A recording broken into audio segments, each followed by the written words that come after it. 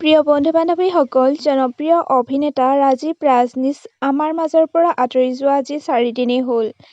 কোনেও মানি ল'ব পৰা নাই আমাৰ মাজৰ পৰা যে অভিনেতাজন হেৰাই গ'ল।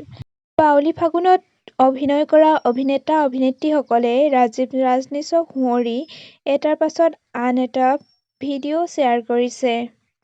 সময়ত কেনেদৰে আছিল ৰাজীৱ ৰাজনীশ, তাকে লৈ জনপ্ৰিয় অভিনেত্ৰী প্ৰিয়ংকা কলিতাই শ্বেয়াৰ কৰিলে এটাৰ পাছত আন এটা ভিডিঅ'।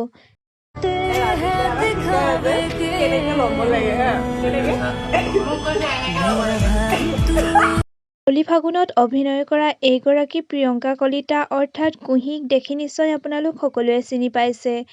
ৰাজীৱ ৰাজনীশৰ লগত কটোৱা সময়ৰ এটাৰ পাছত আন এটা ভিডিঅ' শ্বেয়াৰ কৰিছে প্ৰিয়ংকা কলিতা অৰ্থাৎ কুহিয়ে।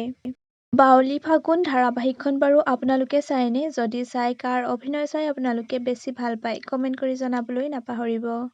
এতিয়া চাওঁ আহক প্ৰিয়ংকা কলিতা অৰ্থাৎ কুহিয়ে শ্বেয়াৰ কৰা ৰাজীৱ ৰাজনীশৰ অন্য এটা ভিডিঅ', যিটো ভিডিঅ' দেখিলে আপুনিও আৱেগিক হৈ পৰিব। লগতে কুহিৰ অভিনয় চাই আপোনালোকে কেনে পায় কমেণ্ট কৰিব।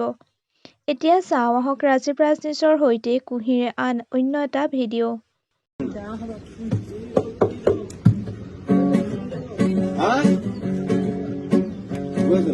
Porque no voy a pasar.